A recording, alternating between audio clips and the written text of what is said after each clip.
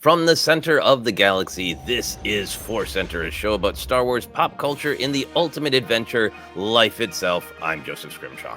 And I am Ken Napzok in a purple beanie if you're watching my face. And I'm Jennifer Landa in my home. And I'm also have a purple beanie somewhere on my body. No, I don't. I don't know why I said that. I apologize. It's early in Monday morning, and I'm trying to wake myself up. We are excited to be here talking about your Q's. This is one of our episodes, Q's of the Everything, where we take questions about Star Wars and life and other pop culture. This particular episode, we have 2 Star Wars questions, but I think those Star Wars questions will lead us into talks of life. As always, we want to let you know that today's podcast is brought to you by Audible. Get a free audiobook download and a 30-day free trial at audibletrial.com/ForceCenter. Over 180,000 titles to choose from for your iPhone, Android, Kindle, or MP3 player. We are continuing to recommend Dark Disciple by Christy Golden. A very, very good book. Hey, you know what? And it's based on some episodes of the Clone Wars that were written by Katie Lucas, which is a wonderful segue to say we have another episode of Jedi Beat out as well. More on that in a moment. To download your free audiobook today, go to audibletrial.com/ForceCenter. One more time, that's audibletrial.com/ForceCenter for your free audiobook. Jennifer, do you want to tell people about the new episode of Jedi Beat? Sure. So we have a new episode up on Katie Lucas, the life, the works, and where is she now? Which, that was hard to find. Took a lot of digging. But yeah, it was fascinating to go back and revisit her work on the Clone Wars and her life with her dad, George Lucas, and what that must have been like, and him as a single dad. So it was pretty fascinating to look back at that. Yeah, and this is an episode, you did a version of this episode many, many years ago for an audio version of Jedi Beat, which you obviously have been revising. You've been special editioning yourself. Yes. in a beautiful way. And it was just such a great kismet that we were talking about Katie Lucas again, as we're all waiting for the reappearance of Asajj Ventress, a character that's so connected to her. I know. We're all waiting with bated breath to see what is Asajj's appearance going to be like on the Bad Batch. What is she going to do? What's her deal? Yeah. What's she all about? We are thrilled, as always, of course, to talk a little bit about what other stuff is going on. So, Ken, do you want to talk a little bit about our Patreon goal? I do, in the era of the Ventress countdown. I can't wait. Our Patreon goal is very close to being reached at 400 paid supporters on our Patreon page. We'll be unlocking commentary of Star Wars films. Yeah, we've done some in the past, but it was the past, and we're going to start again. And once we reach that goal, patrons will have a choice on what we cover. We'll do an old-fashioned poll. All right, we'll put some marbles in a jar, and you get to help us decide. And also, we want to remind you that on Patreon, our page there, patreon.com/ForceCenter, is 007 Center. We took, Joseph and I took nearly 3 hours to go through the glory that is Casino Royale, one of my favorite talks we've ever done here. And the second episode of that, Quantum of Solace, is coming later this month. It's exclusive to all patrons, or it's available in our shop. And don't forget, Bad Batch going strong, 5 episodes in at this point. We are actually going to be on Alex and Molly's Clone Zone live show this week following Bad Batch, but you can discuss it with Star Wars fans just like you in our Discord through our Patreon page. So there's our asks. Yeah, nice asks, everybody. And now is the time in the show where we catch up just a little bit on our adventures of the week, if it's life stuff, if Star Wars touched our lives in any way. Jennifer, what were your adventures this week? I edited literally every waking moment I had. I edited, and that was really challenging with my kids, especially yesterday. Excuse me. I would edit like 2 seconds. I'd try and find a picture. Mom, can we make a smoothie? I'd come back and be like, where was I? It was like a joke at some point. And I'm like, I've done 5 seconds of footage, children. I need to edit. So yeah, I just basically kind of feel like a mole in a hole editing. No, I understand. I've been working on a new short film, doing editing stuff and music stuff, and sometimes you feel like you've just been through a battlefield after working for 8 hours and dealing with the interruptions and finding your place again. And you're like, let's sit back and look at what I have wrought. 4 seconds, 8 hours for 4 seconds is what I've wrought today. Oh my gosh. I'm glad you highlight that. You kind of you know you need a little break, right? Bathroom, food, whatever. For me, I'd take the dogs out in the backyard, and then you sit back down, and you're like, "Where was I? What was I doing? Yeah. I've lost all momentum." Who am I? Why am I here? Yep. All that great stuff. Ken, did you edit anything or get interrupted by children this week? Yeah, if you count my ASMR videos, I did, but that's fun. No, actually, oh my God, I did get interrupted by children. To explain, I won't go to the whole story. I had the pleasure of hanging out with some friends Saturday night. We did one of those let's hit Sunset Strip. I haven't done that in a long time, and just went to the Rainbow Room, which I haven't been in 20 years. Where last time I was there, Lemmy, God bless him, was alive and walking around. And it's a great spot. I sent Joseph a picture. We sat right behind a table at a table that was I was right behind a Frank Sinatra little shadow box with a record on display. It was great. A shocking one, because as I texted Ken, it's from his later period where he's trying to compete with the kind of music that would actually be played at the Rainbow Room. So it almost seems cruel of like, here's when the old man was trying to, compete with the Beatles and rock and roll. And that was fun. There were excuse me, there was some Star Wars talk going on at the table. But it was with people who work in the industry, and I didn't want to hear any of it. So I've never chewed sliders louder. Oh, no. I was like, So there's that. But anyways, we were going to the Whiskey to see a Van Halen cover band. And we walk over, about 6 of us, all middle-aged fools, walking over trying to relive our youth. And as we're going in, Whiskey doesn't tell you when the bands go on until you get there. And as we turn the corner, as we're going in, I go, "Hey guys, Atomic Punks they don't go on until 11:30." It was 7. It was 7 o'clock. My gosh. And we walk in to the Whiskey. Jim Morrison's former stomping grounds. Well, I turned to the right, and there was 6 13-year-olds on stage playing music. What? What had ended up happening is it was like the School of Rock school finale show. Oh, and my God. all the bands were like 16 or younger. And some of them really damn good, to be clear.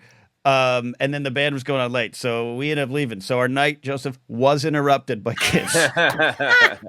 Oh my gosh! Yeah, the Whiskey A Go Go seems like it was funny to like have heard of it, and it's legendary. Like it's one of the circles of hell. Like was the sort of like it's so rough. It's where rock and roll comes from. It was born out of Satan's pores. Was the attitude that I received as a child, liking heavy metal music in the Midwest. And then I finally went there to see a band from the Midwest, and the opener was, these 14-year-olds who were like music prodigies, and their dads were like talking about their BMWs and it felt so like this feels like a rich person's just like hangout, not and it was fascinating. Yeah, we looked around at one point, and someone in our group said it rather loud for everyone to hear, even over the music. He was like, "I think we're the only ones here not related to the bands." And but like I said, we'll probably be listening to some of these bands in 3-4 years, right? Like they were really talented, but it was just something special about like having a 14-year-old kid get on stage at the Whiskey, and he literally says, "Now we're doing Paradise City." And I'm like, I don't know if you know that. I don't know if you should be singing that. Oh my gosh. It's like American Idol. Never sing Whitney Houston. Yep. I'll have another cigarette. But I can't out to Paradise City. Like, oh no, kid. That's not now. I'll have another menthol flavored vape pen. I'm so troubled. So it was all good, and the night ended with me almost shoulder checking Martin Scorsese at the Soho House. It was stupid, silly, but it was fun. Good night. Wow. Well, the closest I got to rock and roll was playing bongos and my neighbor banging on the wall. Because I was trying to make some music for my horror film, and I got some bongos that my dad gave me out of storage. Have my little recording set up and was playing some bongos, like boom, boom, boom, boom, boom, boom, boom, boom. So that was pretty rock and roll. It was pretty edgy. That's pretty cool. No, you got the broom. You got the broom. Boom, boom, boom. That's great. Oh yeah, I got the broom and I got the recording. So I'm going to see if I can work it into the film of like the boom, boom, boom of the neighbor. I love that. It's good for you. That will be the solid beat throughout the film. Yeah, no, I mean, I think my Star Wars related adventure was I was having a lot of fun doing sound effect stuff for movie. I love doing the sound design stuff and the Foley stuff, and just going into my own bathroom and throwing things around. That's great. 'Cause there's a fight in a bathroom, so just like, what if I just knock crap over in my own bathroom? And it always makes me That's think of amazing. Ben Burt in that spirit. Ben Burt, obviously, just like an amazing artist, but that spirit of that first Star Wars film of Lucas finding this other guy who is an absolute nut for adventure serials and pulp films in Ben Burt, and going, go wild, kid. Go record whatever you want. And just the spirit of fun and ingenuity that is baked into the beginning of Star Wars sound. I always think of that and trying to remind myself, like, there are no rules. It's fun. Find out what works. It's amazing. I love that. Good for you. It makes Yeah. me think of Jen, one of your very early episodes of Jedi Beat about Ben Burt. That maybe a season 2 of the video version. I'm gonna push for it. Yeah. And it's great that you're, Joseph, that you're physically doing it, that you're creating the sounds. You're not trying to just manipulate it in, like, our computers, which a lot, it's a lot easier in some sense, but there's nothing like that real sound. Yeah, it's so much fun to just look around and go, these are the limited items I have in my home, and sometimes making a sound be the actual thing that is on screen, like thwapping your hand against the wall when somebody thwaps their hand against the wall, and then things like fire of just like, the fire doesn't sound like what we think it sounds like, like most fire is crinkling plastic, and if fire isn't on the screen, you're like, why is plastic crinkling? But if fire's on the screen, you're like, good fire sound. And like just weird stuff like that is so fun to play with. Wow. Yeah. Love that. Other life adventure, just very quickly, is I watched the Oscars. I'm not going to waste any time on various opinions about things that won or didn't win, this is not Star Wars, but it is pop culture. And just the way that our lives come together. There was the performance of I'm Just Ken by Ryan Gosling, and the actor currently playing the Doctor from Doctor Who was in Barbie, so he was there dancing, and they had Slash pop up as a surprise guest in at least one frame of film of Slash from Guns N' Roses and the Doctor from Doctor Who together. And it was like, I made this joke on social media, like, that's the lonely center of the Venn diagram I was very alone in my teens. And now, oh my gosh, that's look crazy. where we are. That's amazing. Yeah. It was wonderful. That was one of the only things I did catch. I made sure to catch that clip. Obviously, finally, after all these years, my name has value, but it was amazing. And Wolfgang and Slash, God, it was so great. Oh, So great. wow. I missed that. Ugh, It's worth find just a pulling clip. up. It's Yeah, so fun. I'll find a clip. So fun, so well staged, all that stuff. Mm. All right, well, let's get into some hardcore Star Wars here on our Star Wars podcast. We got two great questions from our patrons on Patreon. This first one comes to us from Addie Clark. And to be clear, we ask people when we ask for questions to please give us a little bit of the background. Why are you asking this question? Is it personal to you? So sometimes people do write kind of essays, which we really appreciate. And Addie shared her feelings and her journey. So this is a little bit longer. So sit back, relax, and enjoy these thoughts from Addie. Here we go. Hey there, ForceCenter crew. I have a very simple question. Do you ever think we will see Justice for Padme on screen? Okay, maybe not so simple, says Addie. Some context or an essay from me. I am in a weird spot of being between two generations of Star Wars fans. In 1997, my father, who lined up to see Star Wars when it came out in theaters of May 1977, purchased the special edition VHS tapes of the original trilogy, and that was the first time I saw Star Wars. I immediately fell in love with the story, the characters, and even wrote fan fiction about Han and Leia before I even knew what the concept of fan fiction was. 2 short years later, The Phantom Menace was released. I didn't see it in a movie theater, but I eventually saw it on VHS and loved the movie, having no concept of the fact that people thought it was terrible. And in particular, I loved Natalie Portman's portrayal of the strong, willful queen, Padmé Amidala. Fast forward 3 years to the premiere of Attack of the Clones, incidentally, my favorite Star Wars movie. I was so excited because this was going to be the first Star Wars movie I got to see in a movie theater, and I actually won tickets to a special advanced fan screening by calling into my local radio station. At 13 years old, I was swept up in the love story of Padme and Anakin with absolutely no regard to how bad the dialogue was. I was once again enthralled by Natalie Portman's portrayal of the strong Senator Amidala, who stood up against corruption, fought for what she believed in, and fought for the man she loved while wearing some pretty spectacular outfits, I might add. Fast forward another 3 years to Revenge of the Sith, which remains one of my favorite Star Wars movies, even if my favorite Star Wars character got relegated to nothing more than a barefoot and pregnant woman who died because the man she loved broke her heart. I try not to think about that too much, and I do cling to the deleted scenes in the storyline that could have been about how she helped Bail and Mon Mothma start the rebellion. But it seems ever since then, the series as a whole, in live-action storytelling, has been reticent to even say her name. I came late to the Clone Wars. I only watched the series when we were going to get a season 7 on Disney Plus, so the rehab that the series did for Padme was not evident to me for many, many years, and I had to live with the 2 strong films of a willful queen and senator who stood up for what she believed in, and a third film where she died of a broken heart, and it was what it was. I'm a woman with a PhD in chemistry, which means I stand in a lot of rooms and I have to convince other people that I belong there. And I call on the strength of my favorite strong female heroines often to do that convincing. But it bothers me that Padme is not celebrated the other ways that heroines of Star Wars like Ahsoka, Leia, Rey, and Hera are celebrated both in the fandom and on screen. The E.K. Johnston books are some of my favorite of new canon, but they're books. Kenobi came the closest when Obi-Wan tells Leia that she's wise and discerning and kind-hearted because of her mother. I cried, and I cry on every rewatch. But would it have killed him to say her name? As I think you all mentioned in your review of Rise of Skywalker, would it have been so bad for Palpatine to mention how he had been thwarted by the Princess of Alderaan, just like her mother before her? All I want is for someone to mention her by name. Passing references are fine, but we deserve an acknowledgement of the mother of the heroes of the galaxy and a strong, willful woman in her own right. Why don't you think we get it? Hashtag Justice for Padme.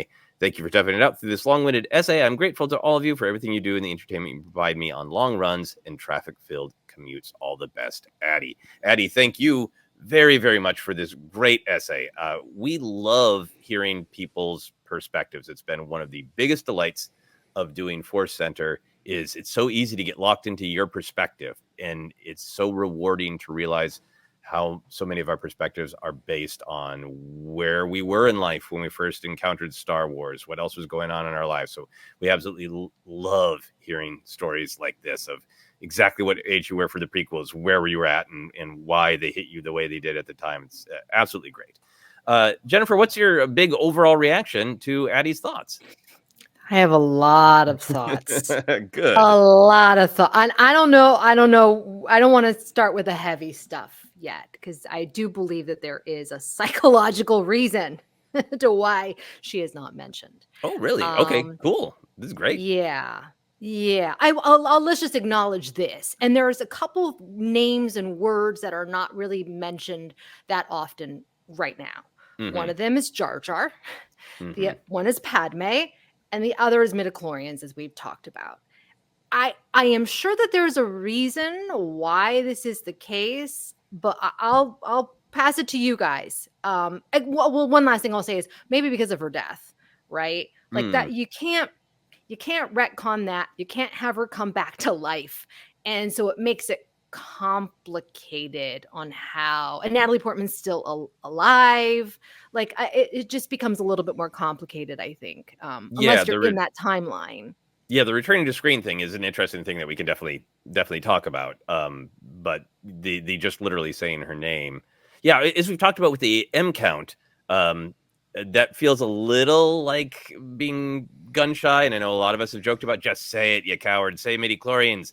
But I do almost feel like, well, this is. It makes a little bit of in-world sense to me of we don't want, if any of this very secret communication happens to get picked up, we don't want anybody to know what we're talking about when we say M count, you know?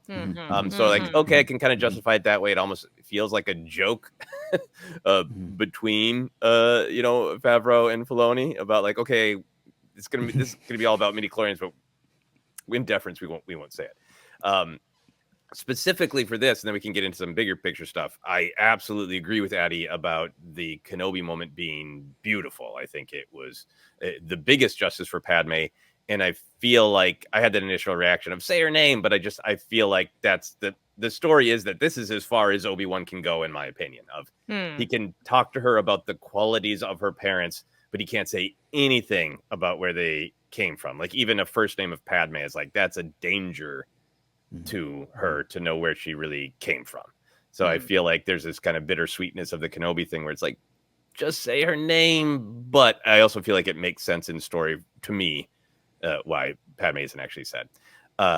Ken, where do you want to start with this? Where do your thoughts go in terms of this essay? First of all, I'd say to Addie, what I say to a lot of my friends sometimes when they do wonderful tweet threads or send me an email, I'm like, this is a script for a video. What are you doing? Addie, start a YouTube channel. This is a great essay.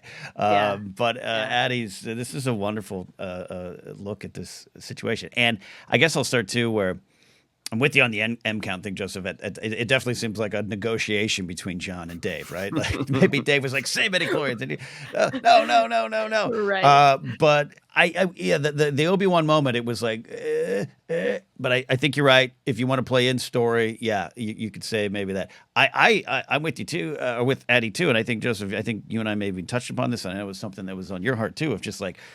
Rise of Skywalker, you couldn't even say or bleep a name, and I'm a defender of not only that movie but of a lot of Terrio's writing it and everything.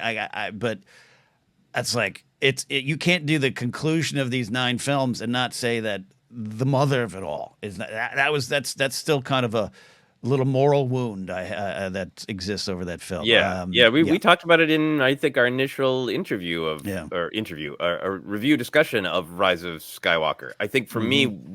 I thought that the film I love the film, and I think it did a good job of having enough little moments of celebrating the journey, because this is the final Skywalker saga film of, the Chewie medal and every whatever number of years that the festival happens. Every 42. Every 42.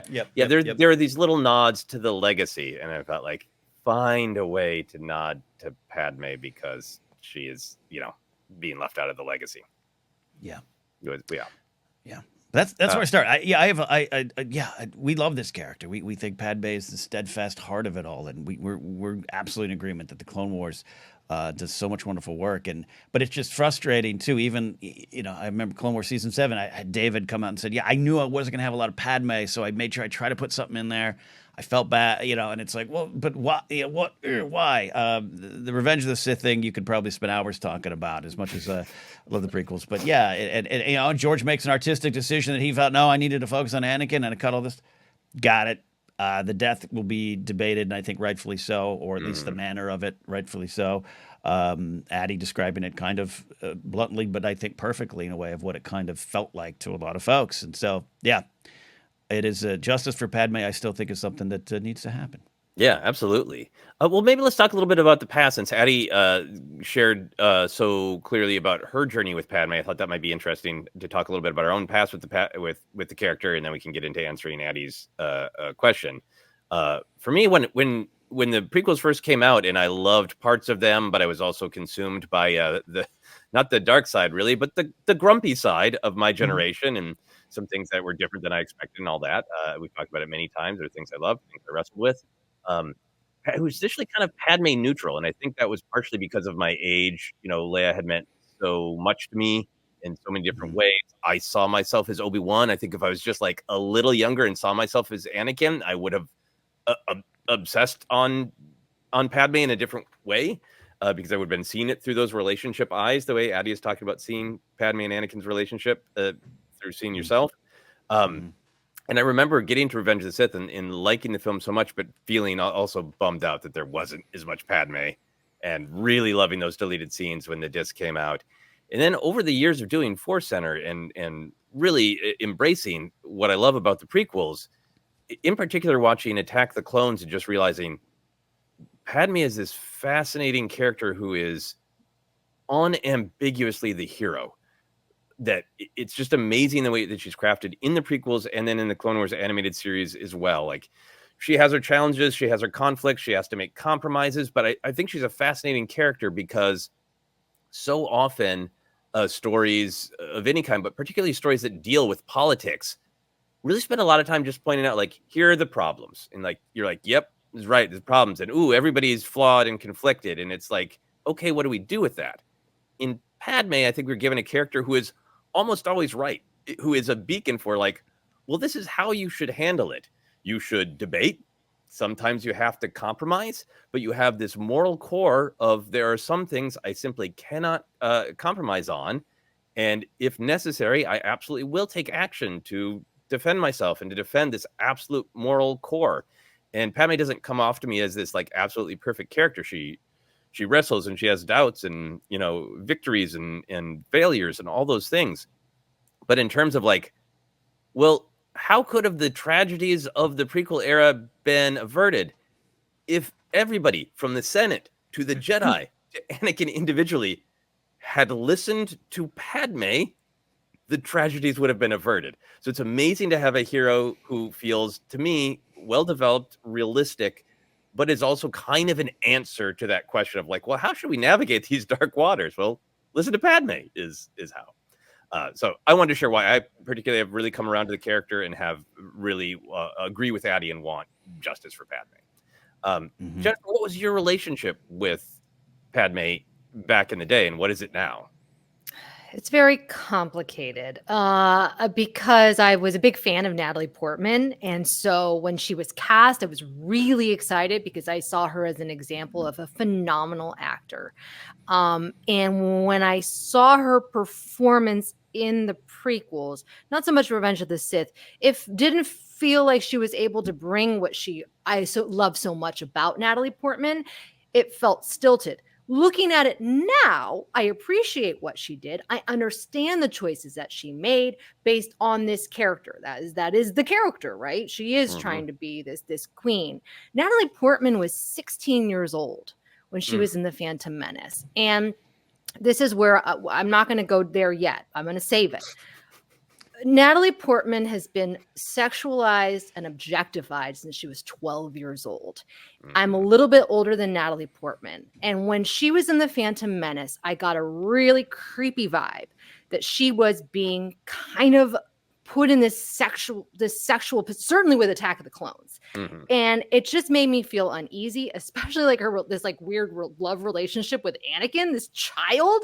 The whole thing just made me feel very uneasy, so much so that I could not get past it. Now I can get past it, but I do think that in that DNA, this is the part of the reason why it is a complicated character that they don't bring as much. I'm going to save it because we're going to go down a dark path. So I'm going to save it.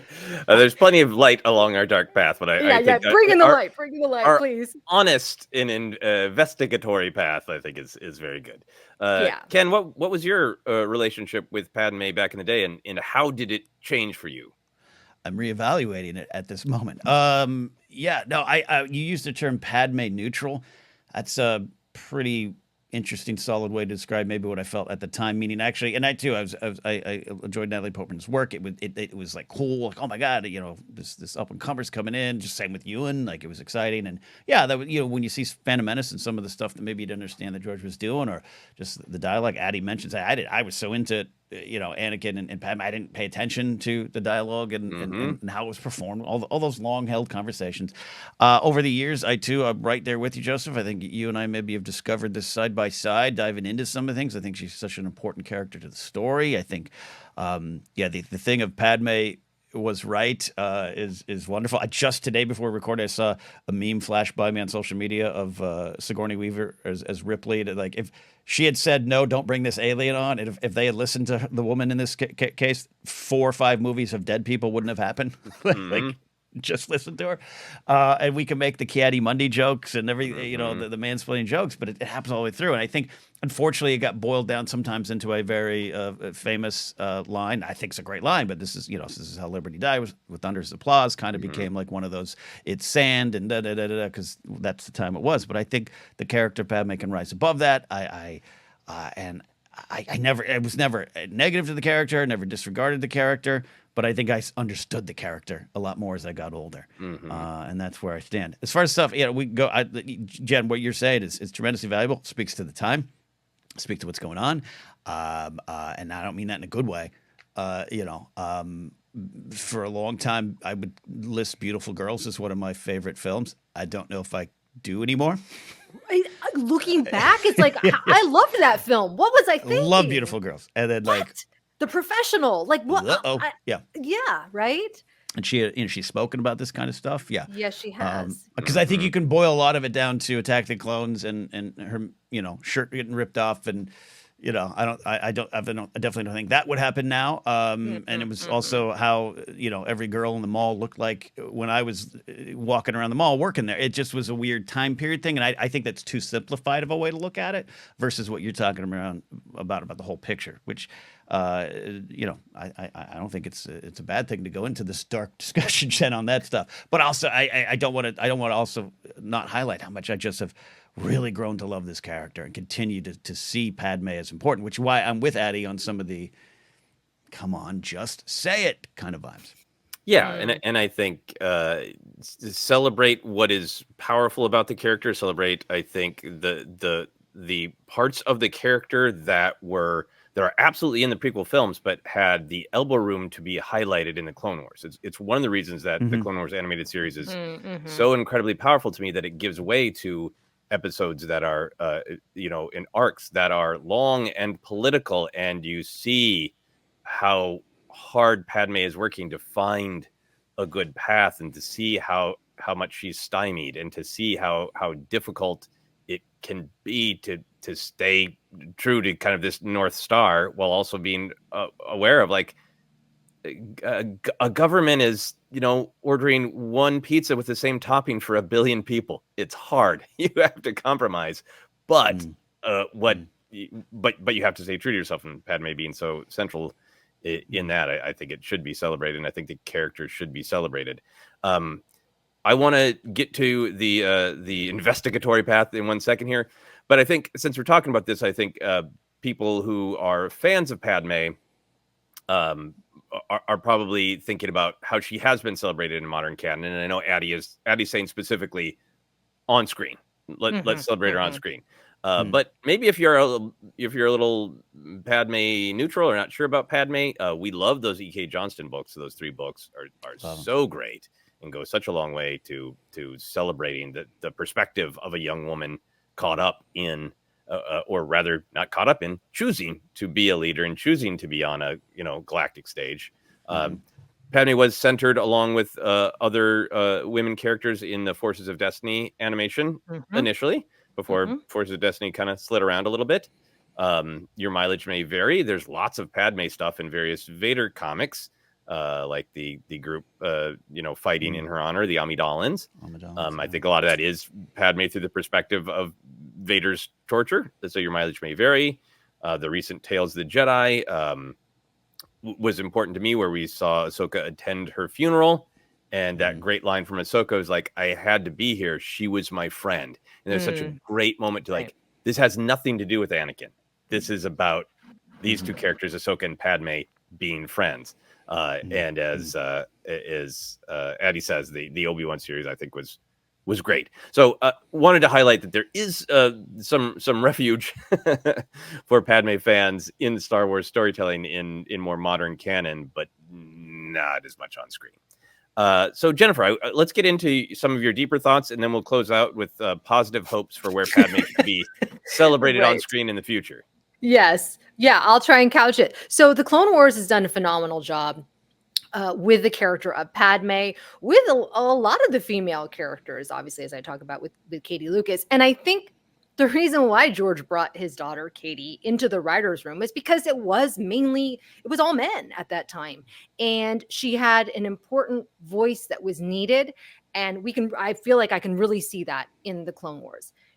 That being said, there is that deleted scene from the Clone Wars season 7 it was obviously never produced, where it's like this pinup art of Padme that was going to be on the ship of the Bad Batch crew, right? I think that was, right? And it's like this whole scene about Anakin sees this pinup of a sexy Padme on their ship, and it's like, and Wrecker's like, yeah, I'd like to do some negotiations with her. The joke is just so it's just so sexist. And thankfully it was deleted. Dave Filoni stepped in and was like, we're not going to do that. But that pinup art supposedly can be seen in Rebels in the background. I think that there is I think that there's an issue with the people behind the scenes who love Padme, but who sexualize her. Maybe not even like it's in an unintentional way. I don't think that they're meaning to do that, but it's like it's reducing this powerful character like Addie's talking about to this pinup art of her, on this guy's ship, and that she's like the butt of the joke, and it reduces her agency.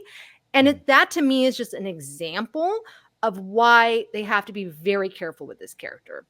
Because Natalie Portman was sexy, and she was a sex, like a not bombshell, but she was like obviously very important for a lot of young people in their lives, right? Who were having their sexual awakenings. And so it's complicated. And anytime, that's why I think the books obviously have done a great job, because you have female writers, you have women in charge of her story, and they're going to protect her and give her the agency that she deserves. So that is my soapbox. But yeah, it's so complicated. And I think things have obviously gotten better. And thank God for Dave Filoni stepping in and being like, that's not going to fly. That's not going to be the last appearance of Padme. So in the Clone Wars. Yeah. And I think he has it feels like he has said this in interviews, that he has such a firm line with the Clone Wars, where George's story is George's story, and he's not touching anything with Padme and Revenge of the Sith. He's not going to try to put a spin on that, so exactly. And I think, he uses Anakin and Obi-Wan as much as he can, but also is not going to touch, or, I think the biggest sort of color he gives to anything in Lucas's story in that final season of Clone Wars is the implication that Obi-Wan wanted Ahsoka to reach out to Anakin, and that little hope that maybe their bond is enough. Like, that's as far as he would go, I think, with coloring any choices that Lucas has made, which I think also sort of boxes in, there's lots of storytelling that will let you see parts of Star Wars in a different light in there. And I think Filoni has been very protective of that. What George said in the prequels is what he said, whatever you think that is, period. Which I think is powerful. The other thing that I'm really thinking about as you're talking, Jennifer, is in a lot of the books, the E.K. Johnston books, also Brotherhood, the focuses on Obi-Wan and Anakin, but there's some great Padme stuff there. And the reason I remembered the Brotherhood novel is in the E.K. Johnston books and Brotherhood, that deals with the early part of Padme's relationship with Anakin.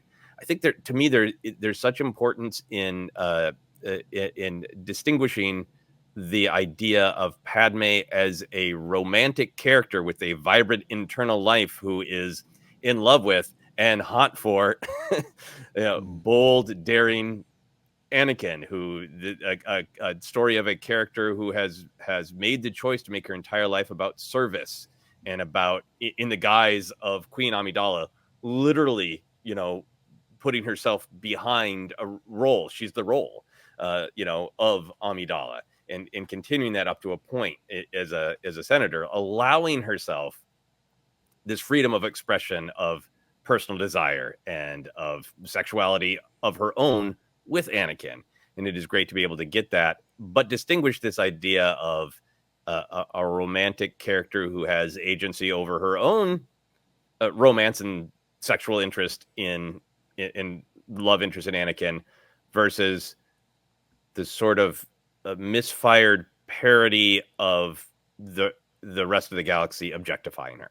Like, and that to me is what the thing is with that, of if we want to do a satire or a criticism of the way the galaxy works, a prominent figure like Padme might be objectified by a random clone trooper. Great. I can buy that that's a truth of the galaxy, but what does it do when we just sort of throw that in as a side joke without examining it or without creatively saying anything about it? Is this an episode about about objectification and gender roles and things like that? Yes, exactly. That's the problem with satire. If you don't actually provide context and talk about it. Yeah, interesting. Ken, what are some of your thoughts on this idea that Jennifer's raising of Padme maybe carrying still some of the complexity of those years? I agree with it. I think it's all this. You're both saying wonderful things here, and I'm trying to make sure I wade through it in the right way for myself. I think a lot of it is uh, yeah, you must handle it in the right way. I think I see sometimes I think there's a surface. I don't even know if it's right. Like you mentioned Jar Jar, midichlorians, and Padme. I think you're correct in that being kind of this trifecta of this lingering thing that people who aren't engaged with it like we are just kind of like, well, we all agreed that sucked, right? Like it still has that. That's why I mentioned the Liberty Dies thing. That kind of, I don't know why. I think it's a great moment, but obviously, if you're just passing through, you don't. So it's like, how do they work through that? How do they get past that kind of stuff? And who's handling the characters? And you mentioned like Clone Wars season 7 stuff. I don't know how much. I remember that deleted scene, that conversation. Like I don't know how much was left over from what was before or new added in, and you want to make sure even people with the best intentions might not understand what they're doing. That's why I think your perspective on even the Phantom Menace is clear. To be blunt about the time, and I'm sure this hasn't gone away. I don't think the internet's cleaned up since 1999. But there was this was the time, and you're going to say, Ken, how do you know? Well, I knew because it was passed around and emailed, and everyone knew there was a website counting down to Natalie Portman's 18th birthday. With a running clock and a cornucova too in the tennis world. Everyone counted down. It was just this lad culture ran supreme. And so one of the things trying to maybe to look even positive forward is like you got an author like E.K. Johnston. Why I really love those books, and I know maybe not for everyone, blah blah blah. Why I love those books is E.K. Johnston is a Padme kid who was inspired by everything there, but also is able to acknowledge everything that's around the character because she lived it, she saw it, she felt probably some of the same things you're talking about, Jed. Same things Addie felt. Loves Revenge of the Sith, but how do you reconcile that and not to write it off, change it, fix it, but just be like, all right, this happened. What do I take from this? And those books, I think, just are testaments to someone being inspired and finding a way to continue to be inspired while also dealing with or addressing the things that happened before. So I think that's how you go forward. A Padme prequel, Mace and Padme get de-aged and thrown in Disney Plus. It's like, Oh my great, gosh. but what do you actually do with that? And what you're trying to say with the character is where I go. Anyways, I don't have all the best words in what you're talking about, Jen. I think you're right because it's not even just a sign of those times. It's a sign of the times. Yeah. I think that Hunter from Bad Batch had a good line of dialogue about Padme appearing in the future. I'm paraphrasing, but from the most recent episode of Bad Batch about when Crosshair is apologizing to him, and Hunter basically says like, "Yeah, we've all made mistakes, but all we can do is try to be better." Yes. And I feel like there's plenty in Star Wars that has been complicated. I think it gets ignored because we just all make a joke out of it. But yeah, it was pop culture fodder. I was alive. Who is it's a love triangle. That's one of the great things about Star Wars. It's also a love triangle. Is Leia gonna fall for Luke or Han? Does she like blondes or brunettes? That was a common conversation. They're like, whoop, oh, they're siblings. And that's long forgotten, and we joke about it. But like that was messy. There's I think Star Wars has been doing cleanup on Star Wars has such a heart of empathy. And then every once in a while, maybe there's not something empathetic in the storytelling. And then Star Wars has taken some time to maybe address that a little bit, like the amount of respect and perspective that has been given to the Tuskens, after being just sort of this one specific kind of trope and stereotype that served its narrative purpose in earlier films. Now, all of which to say for me is like, I think you're extremely wise, Jennifer, to think through what is complex, what baggage might be attached to the discussion of this character. But for me, that's all the more reason to be like, well, then take a step forward and do better. Let's honor this character and let's do better by the character is what I hope for and am excited for. Any other big picture thoughts before we talk about possible justice for Padme on screen? No, I one thing, and maybe it's even towards after that. I don't know. I like Natalie Portman has mentioned, a red carpet interview or whatever these kind of dumb kind of clickbaity kind of interviews that get out of, would you do a Padme?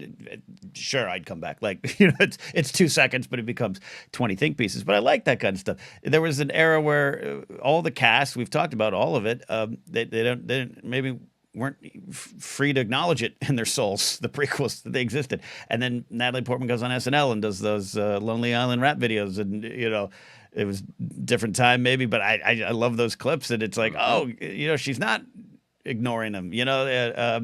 Just today's recording, Clayton Sandall, one of the last newsmen that we know. He's such a nice dude. Interview with Jake Lloyd's mom that's going around. I haven't even had a chance to really dive into it. Like, I know it's not from Jake directly, but it's I like that, and that gives me hope for what we could do in this prequel generation kind of taking over, and to know that Natalie isn't like, no, that's, oh God, I would never revisit that. It's like, no, that character was, I gave a lot to that character. I like that. That gives me hope for the future. Yeah. I think that's a very, very good perspective. I have a list of places I'd like to see Padme possibly pop up, or think that she could. But Jennifer, I want to start with you. Do you have what for you would be like, would make you celebrate a new dawn for Padme on screen? Either Natalie Portman appearing, or if it's an animated show or whatever, or just the character being named and celebrated the way Addie's talking about it. Just literally, like, we're asking for everything from Natalie Portman returns to just say her damn name. Yeah. What for you would be exciting? What would you want? Well, give us an inch, we're going to take a mile. If you say her name, then I'm going to want you to actually show Natalie Portman. That's how I feel. So, personally, I would love to see Natalie Portman come back. I don't know how that would, obviously the de-aging, I don't know. She's such a phenomenal actor. And I think about like Hayden Christensen and how his performance now as the character is so rich and deep. I don't want to say he's grown into the character, but it's just like, it's some of his best acting work, in my opinion, when he came back. So I would love to see Natalie Portman back as the character.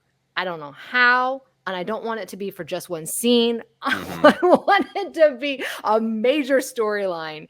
One last thing I'll say, I love George Lucas, and he reminds me a lot of my dad, and they're of that era. He grew up on these serials, the Lauren Bacall's, Humphrey Bogart, that style of cinema. And so I don't think that he went in being like, I'm going to objectify women, right? He's not some like sexist pig. He is an incredible man who is just of that time period. And that's why I think his relationship with his daughter, Katie, is fantastic, because she is like on the opposite side of the spectrum, riot girl feminist. And I think that maybe now if he were to do this stuff, it would be different. And I do think that he has grown, and I'm sure that she's told him a lot about female roles and gender roles and things like that. So I love George. I don't want to say anything to slander his brilliance, but there's some things where I'm like, that's a little questionable. Yeah, no, absolutely. I can certainly say, as a creator, we evolve. And sometimes I look at an old sketch and like, I thought I was just reflecting the world around me, and maybe I was, but maybe I could choose not to, or maybe I could reflect the world the way I want it to be, or maybe all this input I got about this is the way the world is, maybe it was wrong and I should have questioned it. Like we got to give people, I think, a chance to evolve and grow and learn. Yeah, we're all learning. Yeah. So here's some ideas, and then Ken, I'll pitch to you to wrap us up for Padme appearances. I think for seeing live action Natalie Portman, if Ahsoka season 2 does deal with Ahsoka going on some real journeys in mystical realms, I feel like there is room to see a vision of Padme in a Mortis like world between worlds space. I think it makes sense to me for Ahsoka as a character to review where she has been, and if her journey takes her in any way into a sort of, your end game is to become the mother of Mortis, to be a person of duty and responsibility. There's every reason that she would think of Padme, an older woman, an older sister figure to her, a mother figure to her who exemplified some of these ideas that have become really important to Ahsoka. So I could see a live action Natalie Portman popping up in Ahsoka season 2, in future seasons of Tales of the Jedi. I believe that that Filoni will not rest until he eventually gives us scenes of Ahsoka meeting Luke and Leia for the first time. And I think when we ever get those scenes of Ahsoka meeting Luke and Leia for the first time, I just feel like it's so important for Ahsoka to say, I knew your mother and father. I knew who they really were as individuals, and you both have every reason to focus on the horror of the discovery of, who your father was, but you have the joy of who your mother was. Is, I think, a way to really celebrate Padme by name. In any project, animated or live action, if we go back to Naboo, there could be, some celebration of Padme on Naboo, particularly in the post-Imperial times. I think there'd be some honoring of her on her home planet. If there ever was a Luke Ben Solo animated show, like lots of us discuss, I think discussion of Padme would be great for young Ben Solo, who's obsessed with his legacy, for him, for Luke to talk about who his ancestor Padme was there. Final thing for me, big hope, because it's the biggest of big screens, New Jedi Order. Rey also has a reason to talk to Jedi that she might be training about legacy and about her journey with legacy. And that the Skywalker twins, again, were, yes, children of Vader, but also children of a hero named Padme. It doesn't feel that far out of the realm of possibility of what Rey would understand to herself about legacy and might need to pass on to the younger generation. So that's my laundry list of Padme possibilities. Ken, what are your Padme possibilities? They're all right in line with yours. I mean, we always have joked for a while of the campfire conversation between Luke and Ahsoka, and a lot of the focus of that was, hey, let me tell you, Ahsoka, about my father's final moments, your friend's final moments, and you can tell me, But yeah, well, you got to. He asked Leia about his mom, their mom, right? Like, and why wouldn't he ask Ahsoka? That makes a lot of sense. Any point in time with Leia, this is Ahsoka season 2, the adventures of young Leia, where Ahsoka shows him there. I don't care. I think you have a good spot to mention in terms of like Natalie Portman returning to the role. Yeah, we know now there's a lot of possibilities. We got a world between worlds to play in. We have a lot of things going on, and whether or not it's realistic, whether or not it'd be completely needed in the story, I think so. But whatever, I just there would be something. It's pretty spectacular seeing Hayden and Natalie in a dream, a vision. I don't care, but to see them on screen together again. Now, I want to acknowledge carefully long-held rumors, and they're just that of they had dated during Attack of the Clones. The breakup was bad. You got to be careful with those rumors because they often, too easily, more often than not, cast the women as the crazy. She's crazy, and I want to make sure I'm not going that direction, but. There was a long time held that they didn't even want to work together. Then there was another rumor that I believe strongly that they had her, Natalie Portman, for a convention. And her and Hayden and everyone's going to be on stage together. And it was good to go. And she was like, Hayden's there, I'm there. And I think at the time she was pregnant and couldn't travel, for good reasons. And so that when I heard that from some folks, some friends we know, I was like, that's great news. That's great news because time is we're 25 years on. We're 20 years on from these films. That to see those two performers together again, because what you said, Jen, is 100% true. Hayden's best work as Anakin was Ahsoka to me, and he's done. And I looking back, like a lot of the stuff more than I didn't back in the day, right? But God bless it, that work in Ahsoka was so good. Imagine them together. It would just be fun. I think it would be important. I think the conversations, dreamlike or not, maybe you don't have. We keep saying de-aging. You know what? Maybe it's her as she would have been. Yes. Here's what could have been. You fool, because you messed up, and Anakin's got to deal with that again or something. There's a lot of ways to do it that don't have the perfect writing structure idea behind it. But I would, as a fan, would take great joy, just like we took great joy when that door opened. And the face of Ahmed Best was staring at us in Mando season 3. Yeah. My God, a vision of if Padme lived with young Leia. My God. Yeah. Yeah. Vivian Wow. Lyra Blair and Natalie Portman, some dream sequence. It's just Star Wars, a nerd chill extravaganza. Yeah, absolutely. Jennifer, do you have any final thoughts on Justice for Padme? I want justice for Padme. Thank you, Addie, for this. This is really fascinating to think about, and something I had not really thought about, but it kind of was bubbling in the background where I was like, yeah, Padme's kind of, besides, obviously the Clone Wars, Forces of Destiny, which I loved, but it is kind of funny how she's, well, not funny, it is kind of weird that they don't acknowledge her more. Why is that? There needs to be a deep dive investigative report on this. I Maybe know Clayton's a reporter. handle. No, I know. I know she's putting out great videos on ForceCenter's channel. This would be like a hard copy kind of episode. I don't know if I could. I'd have to do some people in the shadows. Well, we know what actually happened. Yeah. Disguise our voices. Yeah, and one hopes that at this point in Star Wars, right now, that with the massive resurgence of prequel love and Yes. the goodwill tour that Hayden and Ewan have been on, and Ahmed Best's return to Star Wars on multi layers, and he put out that Instagram of he's got them mocap balls on for something. Yep. Probably a Yep. video game is what his hashtag would like. Yeah. That I want to believe that in this moment right now, there is every possibility of justice for Padme, and that it is just the right moment, the right project, that this is the time, and that I'm going to have hope for myself. Mm-hmm. Excellent. All right. We will take a quick break, and we'll be back in a moment with another Star Wars question. Back in a moment. And we are back to continue our Cues of the Everything. We had a great essay and a great discussion about Padme Amidala. And now we are going to talk about this question from Justin Jacobson. Justin says, great podcasters. I'm once again moved to call upon your knowledge and love of that galaxy far, far away. One of my favorite aspects of contemporary Star Wars storytelling, like Andor in Rise of the Red Blade, is the relatable villains.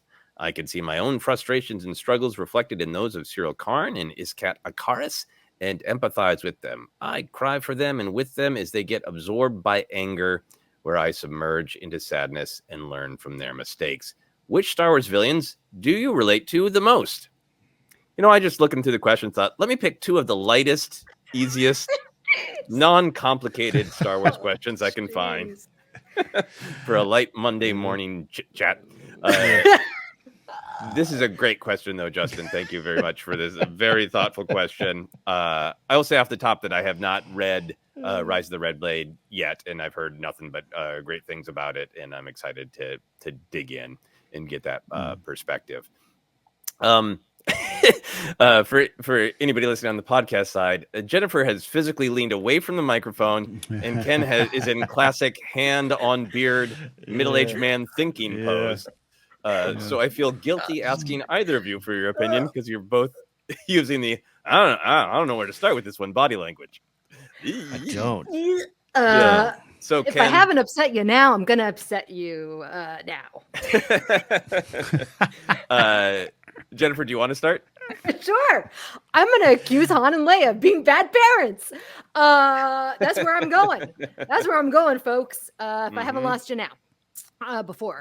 So I'll just want to acknowledge Cyril Karn, great character. Love him as a character. And his mother, Edie, great villain character. Dedra Miro, phenomenal, super relatable, fighting her where I'm like, she's just trying to do the best she can. She has to prove that she's better than everyone. Oh, but that means that she's going to go after my heroes. Okay, maybe not.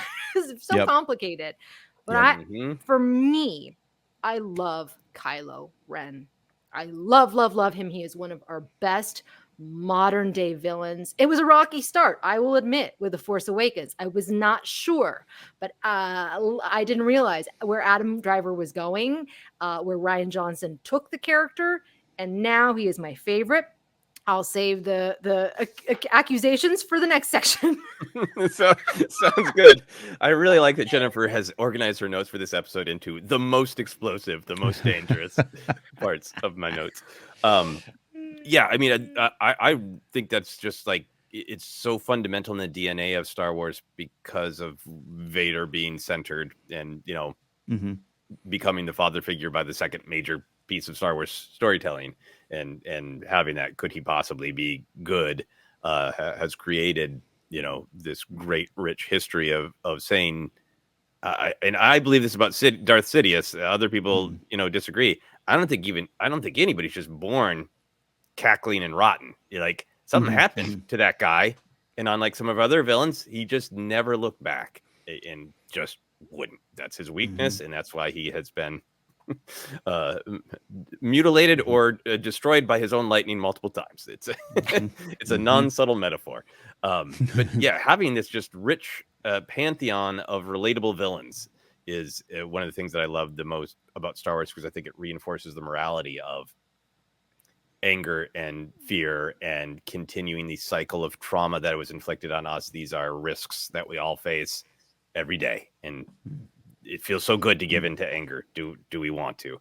And I think I relate to almost every villain that Star Wars tells that story of. Man, those are the moments where I chose the dark side in my life, given into anger. Cyril Karn, I think, is so fascinating because he's so within the fantastic world of Star Wars. He's pretty ordinary right so far. We haven't seen him do any sort of. He's not a fighter, space fighter pilot, or that. He's an abused adult child, and as we all discovered on.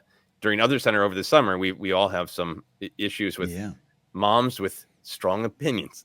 So I think we all are probably, relate to the Cyril Karn being victimized by a cruel mother. But for me, the big one is Ben Solo. The big one is Kylo Ren. So Ken, that's my preview thought. We can get into the why of why Ben Kylo is speaking to both Jennifer and myself. But Ken, where do you go? Who is your most relatable villain? Yeah, because I mean, Kylo Ren, Ben Solo is absolutely one of my favorite characters in Star Wars, and you're right, Jed. And Jed, I bet you were one of the ones that stickered when he took his helmet off for the first time and that beautiful, feathered hair rolled out. I did. I was in the theater. I was in the theater, and everyone laughed. That's great. He's fascinating. I can't wait to talk about it with y'all and find out where you relate to. This is that thing is, who do you relate to the most? Like, there's some moments with Cyril Karn where like that breakfast table sounds familiar. You feel so. And there's characters I've talked and celebrated over the years. My weird kind of connection to Moff Jerjerrod. Like, I don't know if that holds up as much anymore, but I love the character and I've talked about him before. So I was trying to. This was hard. I was rolling down the list of like, who do I actually relate to? And right now, there's something Crosshair has become one of my favorite characters, but I can't say along the way, when he's just killing people that I'm like, yeah, I've been there. But his redemption and him explaining it, at least, it's been handled so well. And some of the conversations he already has had with Hunter in that last week's episode of perspective and kind of I was a good soldier and that is something I relate to in some ways, but I don't know if this would have been my answer a couple years ago, but I look at Orson Krennic and I look at Ben Mendelsohn and what he brought to that role. Yeah. And I also look at, and this is an in-joke for a lot of old Star Wars pundits, but like I look at Catalyst. You gotta read Catalyst. Yeah. It just painted this picture that I'm not in an empire trying to get a couple rows closer to my emperor. So I can build a ball of death in the sky. That ain't my journey. But this guy, he was like, I'm trying to do what's right. I'm trying to get credit for what's mine. I'm doing what else is doing, but everyone's moving forward. What's wrong with me? What's wrong with them? And how that can poison the well. And that you could take that different spot. Cyril's a character that's almost like you're on the cusp of looking around and going, I'm part of the problem and I want to be better. Instead, you're looking around going, I want to be part of the problem more. Right? That's Cyril to me.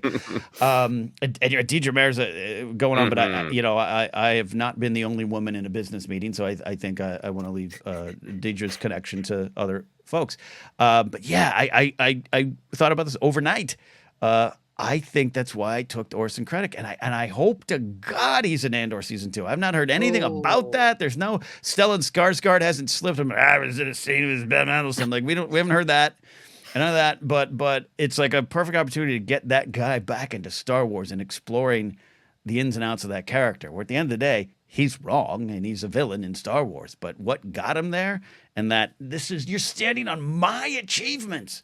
Like, oh, I love that scene. That's why I think I've never had a super big problem with the Tarkin stuff, because I'm like, that scene is so spectacular to me. So at the end of the day, I want a cape and I want to be Orson Krennic. I love what you're saying about Krennic. I think that he is a great picture of ego, but in concert with that ego is a sort of the banality of evil kind of thing of like, we live in the world we live in, and it's naive to think that we don't. Seems to be the excuse that he uses for what he is involved in.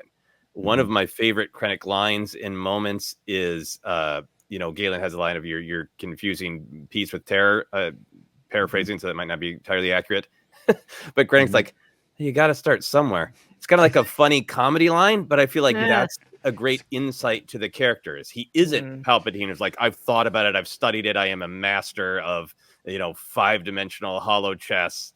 I want this because of my personal philosophy. He's not Vader, he's just a guy who wants the biggest promotion and the most attention and the greatest 401k in a world that he chooses not to question. Yeah. Because it's just like, what? This is the world, this way it is. There's a real focus on security. So I got into the security field. All that stuff's not my problem. I only care about, am I going to succeed at my job? So I got to ask, Ken, how do you see yourself in that?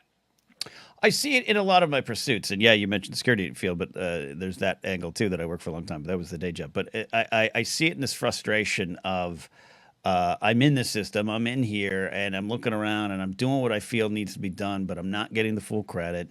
And instead of looking at myself and what I can do better about it, I watch so many people pass me in stand up. I watch so many people get onto Saturday Night Live that used to be my buddies, and I'm not there. And and that it just it consumed me. And so the Krennic staring up at the Death Star, the thing that he pinned his entire identity on, and having that beat, knowing it's about to destroy him, was a reminder. I mentioned again, but it's like that's why I love the journey of Stannis Baratheon in Game of Thrones, because it's a reminder to me. You might start from a good spot, but if you don't question things along the way and you get so hung up on what you feel you deserve, you're going to lose yourself. And it should be horrible and it should be bad. And you will do horrible things if you don't get a hold of yourself and pull back. And I think Krennic in a 3-act movie structure way figures that out. And at that moment, and he's not like peaceful. He's not like, oh, he's angry. That goddamn Tarkin took my thing, and now my thing's going to kill me, and he doesn't get it to the end. And I think that's where I see myself along the way. I sometimes get overly bitter at not what other people have, but why don't I have that too? Like why? That's where it is true that we're the object of this debate, not a giant death ball to control the entire galaxy through terror of being destroyed. It is a real dick move from Tarkin. Greg's put in a lot of work, so I can see that. Like, this is I put in so much work. That makes a lot of sense. It's very insightful and extremely funny to imagine Krennic lying there on that broken radio tower and looking up and seeing not the Death Star, but a scene of somebody else on Saturday Night Live. Too accurate. Jennifer, I definitely have my Ben Solo Kylo Ren thoughts, but I would love to hear yours first. What I think is interesting about Ben Solo Kylo Ren is that the scary thing about him comes from his insecurity and lack of self-worth. And I think, what makes me think that he's not a stereotypical villain or like a villain in our world, like a Jeffrey Dahmer or somebody who commits heinous crimes, is that he's not a sociopath. He's able to have some sort of reflection at the end and have some awareness. He's even kind of aware that what he's doing is wrong as he's doing it. You can see the conflict. Kudos to Adam Driver for showing that. I mean, that's incredible. So then I go, well, how did this young man end up in this way? I think about, was it Last Shot where we kind of get a little glimpse of Han and Leia's relationship and Han not knowing what to do with his baby? I mean, I'm sorry, but Han Solo, he's a scoundrel, a lot of fun to watch on screen, but he'd be a terrible dad. I don't think that he's emotionally available. I don't think that he was probably sensitive. I think Ben Solo was a sensitive kid who needed to have more who needed to have more love, more like attention. And I think his father didn't give it to him. His mother was too busy. No slight against working moms. They're doing the best they can. But I think that he was probably one that just would act out and nobody knew what to do with him. So they're like, we're going to send you off to military school, AKA your uncle. We're going to send you to your uncle. Rather than being like, why is this kid so upset? He had a lot of pressures, a lot of expectations on him of living up to his parents' legacy. He was angry. Maybe he needed medication. Maybe he needed therapy. Like, there's a lot of things that could have been done to intervene before he started doing these crimes. And so that's kind of where I just think about it real world. And I'm like, I don't want to say his parents failed him because that's not fair. I think that they realized how much trauma he had until it was too late. And unfortunately with kids, you get like 8 years where they listen to you. This is what all these parenting books, it freaks me out. Like, you got 8 the years, kid is shaped. The kid is shaped. Yep. And if you're not in there, like being emotionally available, giving them the love that they need, by the time that they're 12, 13, that's it. That's it. I mean, not to say that people can't change, that people can't have redemption, but he's done such horrible things. Like, oh my gosh. But he's not a sociopath. No, which I find relatable. we'll come back to how all that is relatable to you, but like that was never on the table of like, how many of us have murdered and feel bad about it? I relate to not being a sociopath. I'm not a sociopath. I love that when we have conversations like this about Star Wars that are taking the sort of the mythic in the fantastic and really applying them to very, very real world.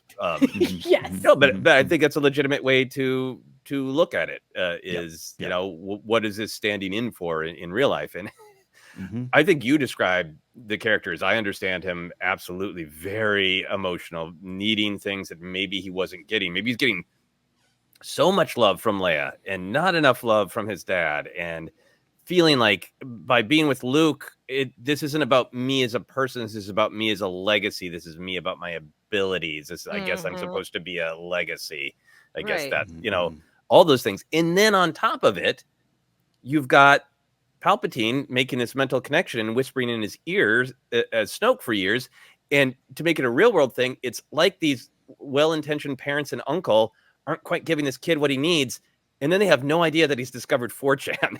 And that's where he's getting emotional support. I think Palpatine whispering in his voice is like he's on 4chan and they don't know what is getting dumped into his head of like, do you feel weak and unloved? Here's how to fix it. Yes. Prove your strength to everyone. Right. Yeah. But that's what's so fascinating about this character is that we can hold it up and examine it in a real world way, which you can't, like with Palpatine, like certainly in the prequels, I felt like that was very real world, the way that he was so manipulative and things like that. Obviously, as he becomes the emperor, it's hard for me to think about like, well, the real world aspect of it, right? He's becomes more pulpy, as we've mentioned. Sure. But with Kylo Ren, you can kind of draw these parallels, but you put it in this wild galaxy with lightsabers and all these fantastical things, and yet we see it in our world. That to me is fantastic storytelling. That's why I love Ben Solo, Kylo Ren, and the sequels. Just all of it, just chef's kiss. No, I really, really strongly agree with that. The reason that Kylo Ren came to my mind, Ben Solo, is because I do think that he's, as much as people love him and Adam Driver as an actor, I don't think the sequels are given enough credit for the nuance and what is new and fresh and of the moment and so deeply, painfully true about Ben Solo. And I think I see myself in him because I agree with your assessment. I think he is a good person who got wounded early through no malice, but just life. And I can relate to that. Like, I have a really good relationship with my father, but my parents were very young when they had me. And I didn't always have a great relationship with him because he was a little like Han Solo. He went off to play drums in the weekend and he loved me, but he didn't know quite what to do with me sometimes. I remember one time when I was about 8, I think, I just had this like epiphany of like, wait, you didn't decide to love me because of who I am. You're just my parent, so you automatically loved me. So how could you know that you love me, Dad? And he had like come home from working and he's just like, that's not the way I think, kid. I don't know what the hell you just did to me. Like, so eat your hungry man dinner. What are you talking? What are you he doing? was like, let me make you some mac and cheese. Wow, I don't know. I just love you because I do. And like, you know, Wow. and we have a great relationship now. But I was a very emotional kid who maybe wasn't always getting exactly what I needed. Blah, blah, blah, blah. So I think that he is Ben Solis's portrait of a person who became afraid of rejection. Nobody ever rejected him, but he was afraid of the possibility of rejection, of not living up to the legacy, of not being wanted by his parents, even though they clearly loved him, even though Luke was twisting himself in knots internally to be the best master he could be. He was loved, but he was so afraid of not being loved. And then that becomes a fear of being weak. Am I as powerful as Luke Skywalker? Am I as great a pilot as my father? Am I as, you know, emotionally present and beloved as my mother? If I'm not, then everybody's laughing at me, at my failure, at my weakness. And for me, you know, I think it ties very much into the generation that I grew up in, where I absorbed lots of definitions of what it is to be a man. And I thought I was dealing well with those things. And when I look back at choices that I don't like that I made, they all go back to the fear of rejection, the fear of they'll see that, they'll think I'm weak. They'll think that I don't belong. So all of the anger and the lashing out is this desperation to prove that you're strong, you know, and he doesn't need to. He is, and he can't see that. He can't accept that. And he buys this lie from Sheev 4chan Palpatine that being strong means being totally alone and totally in control of everything, and it is all these toxic masculinity traits, including and up to, you know, this idea that he knows, he understands himself. He wants and needs love. He wants to go back to his mother as soon as he starts making mistakes. He's like, I want to go back to my mom. But he's believed a lie that kind of connection is weakness. So he's going to show the galaxy what a man he is. You know, a big, strong man who doesn't need love. But then, of course, he does, which is what's so great about the Rey stuff, of just desperately reaching out for that connection that he does need. And then on top of all that, and I'll wrap up, you know, one of the lines that haunts me from Kylo Ren, because like with the tiniest slip, you know, that will be me. That lightsaber, it belongs to me. Yeah. This person who claims he wants to reject his heritage, but he sees but everything about it should be his. And like talking about Star Wars and having a moment where like people don't understand who Boba Fett is. I grew up with Boba Fett. I'll tell you, like, no, none of this belongs to me. It is for everyone. But the instinct to cover up any fear of weakness, fear of rejection by owning something is so strong and so slippery, and I think really well represented in Kylo. Of I'll just be alone and control everything, and then I'll be strong and I'll never be sad. And oh God, this is awful, and I want to be free of this pain. So that's why I relate to him. Yeah, he just needs to learn that he's enough, and that's a lesson that is there in that movie for a lot of people. And it really Yeah. is. And he makes that stronger choice of like, this was all garbage I was filled with. And Mhm. connection does not make me weak. It's gives me strength. And, Mm-hmm. Rise of Skywalker might not be a subtle movie, but the messages it has to share are extremely profound and extremely in line with everything Star Wars has built. And I love that. Truly. Those moments for him. Jennifer, I so process Kylo Ren through feelings of ideas of what it means to be weak and what it means to be strong. How do you analyze the character incredibly well, but how do you see that in yourself? I see it as he equates his self-worth with his achievements, with his talent. Everyone praises him. He's so talented, so gifted. That's why he's going to go be with his uncle, right? And I think that he doesn't believe it. He believes that he falls short, or he believes, I don't know, or maybe he believes that he's better than they're telling him. I'm not, but I feel like he's just so wrapped up in his performing, which is what I was told as a child, which was, playing piano very well. I was always trotted out, and she is playing the piano. And so you begin to equate your self-worth. And when you don't get those accolades, or you don't feel, or you see other people who are better than you, and you're like, oh, I'm not as good as them, then you start to either become sad, angry, depressed. And so for Kylo Ren, for Ben, I think he becomes angry. And like you're saying, he's like, oh yeah, I'm going to show you. I'm going to be the most powerful, and I'm going to kill my dad, and like all these things, because he doesn't actually believe it himself. He has to do these things to make himself believe. So he has to cosplay with his ridiculous mask to be like his grandfather, It's just, it all comes from his own deep, deep insecurities.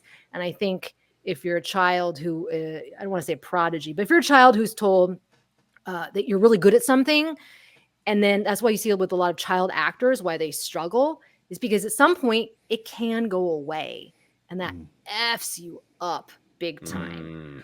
Or when everybody catches up to you and you're just like everyone else, right? Everyone else who's 18 and who's talented. It's like, so anyways, there we go. No, that makes a lot of sense. And yeah, the storytelling in his arc, I think, is all so, it all connects so well to me, of believing that lie that this is what strength is, up into the point of like, if I just do this one final thing, the biggest rejection I can think of caring and love, and reject my father, and wait, that didn't fix me. That didn't prove to everyone I'm a big, strong man forever. And now I have to look for something else. It's so well done. So well done. Any final thoughts on relating to villains? Ken? I mean, I want to say I'm definitely connected to Kylo, based on you guys are both saying such wonderful things that I'm nodding my head along to. Along the way of the ForceCenter journey, I once described him as a pastor's kid, which I am not. But at the time, I had a lot of people in church and still in the ministry reach out to me and be like, yeah, exactly. A somewhat forced legacy, a somewhat forced, unnaturally not chosen pedestal that you are now on and that your parents are now on. And that kind of connects. And there's some of that stuff there too, and yeah, I love it. This is what's there in that character, and for both of you to take equal amounts of inspiration, or at least not inspiration, but well, maybe he ends well. To connect with is what I'm trying to say. Yeah, it speaks well to the character, speaks well to what Adam Driver brought to it. So love what you're saying, and it's fun. I think this is we're going deeper as we do because we're ForceCenter, but I think write a villain who thinks he's the hero of his own story is a bumper sticker bit of screenwriting advice, but it's true. And I think sometimes the conversation gets lost. It's why I don't think Anakin should be studied. Vader is cool. I collect Vader figures still to this day because they look cool. Of course they do. Darth Maul's cool. Dooku's pajamas are cool. It's all they're all there. But I think at some point you have to pop culture. At some point it switched. I mean, again, we grew up. This could be longer winded. Sorry, I'll cut it. But like we grew up, Joseph. We grew up, and Jenny. We grew up. Luke Skywalker was the boring choice for a lot of people. Not for you, Joseph, I know. But for a lot of people, he was the boring choice. I remember the first time I started hanging out with Mark Ellis, he's like, he saved us. He's not boring. and but it was just like it wasn't cool. He was a straight-laced little boy doing all of his homework. Ain't nothing good about that. And look at pro wrestling when it switched, and the Tweeners and Steve Austin and The Rock were bad guys, but you cheered for him. Like, society's got a wound that we have to continue to heal from, and analyzing why we relate to the villains should go deeper than just like, they look cool, they have a cape. And I'm not saying other people are doing this, but I love this conversation. That's my final thought on it. Yeah, no, it is really important. I think I think I love having empathy for the villains and really understanding why they made the terrible choices, and then feeling, horrible that they're making bad choices. That this isn't a like, and Kylo Ren and Vader were right conversation. It's this is why they made those horrible choices. Those choices are horrible, and when they had the strength to allow connection, and they had the strength to not care whether anybody else thought they looked weak, that's when they had joy again. Like that's the lesson of these villains for me. And like, I want to get to that part of the lesson and skip the horrible decisions part, if at all humanly possible. My final thought on this is, Kylo Ren's definitely my number one relatable villain. Runner up is the B1 droid that Asajj Ventress throws in the Clone Wars movie. And just because she's angry and he's falling, he goes, "Why?" Any final thoughts from you, Jennifer? No, I just have to examine my Reylo ship. What is going on with that? Got to unpack that in another episode. We got another Jedi beat coming, everybody. Oh, Yep. boy. I think Justice for Padme and which villain do you relate to is enough complicated, difficult conversation for one episode. So we'll leave the Reylo alone for now. Come back for our 62-hour episode, wrestling with the complexities of Reylo. No criticisms there, just complexities. Ken, you want to let people know where they can find us? Yes. Hello. Hi. Goodbye. We're ForceCenter. We're here on Twitter, Threads, and Instagram at ForceCenter Pod. We're on our Facebook as well. Our Facebook page is ForceCenter Podcast. We're available in a lot of different spots as a podcast. Just search, you'll find us. Merch available at tpublic.com/user/ForceCenter. You can support us directly, as we said up top, at patreon.com/ForceCenter. And if you're like, man, they went deep on this, and you're kind of discovering us because maybe Jedi Beat brought you in, hey, this is what we do. Go to our Patreon page, and you want to hear Joseph and I go deep into what Casino Royale has to say about men and society. We had a lot of fun doing that one there. It's on our Patreon page. You can follow me at Napzok, or go to my website, catnapzok.com, for more. From there, you can link to tickets for a upcoming comedy show in Boston at the Rockwell on April 6th. Mark Ellis headlines, and I feature. Going to be a lot of fun. My first trip to Boston. Jen, where can they find and follow you? Oh, fun. You can find my less controversial takes on Instagram at Jennifer Landa, YouTube at Jennifer Landa, my TikTok at Jennifer Landa 1138. I dive into all things pop culture, 80s and 90s, and of course, Star Wars. Joseph, great stuff. Let's both go have some cereal with our parents and try to make it positive. Things are much better these days. Much better. Much better across the board. So, yeah, working to make those connections. Anyway, you can find me on most of the social media at Joseph Scrimshaw. I'm spending a lot of time on Blue Sky. I'm on Threads. I'm on Mastodon. I'm on Instagram. So if you'd like to find me there, I continue to miss the more robust community since people are kind of scattered across all those social media. So, hey, if you want social media to be part of your life, jump on board and find me there. I miss hearing the thoughts of as many people, which is something I didn't expect to say. But hey, like Star Wars, I want connection. You can also check out my blog, my newsletter. That's called Finish Your Monsters. New issue of it out every Tuesday. Like I said, that's called Finish Your Monsters. You can find it just by Googling Finish Your Monsters and my name, Joseph Scrimshaw. More short film news coming up very soon. But that is it. We have Aid the Cube.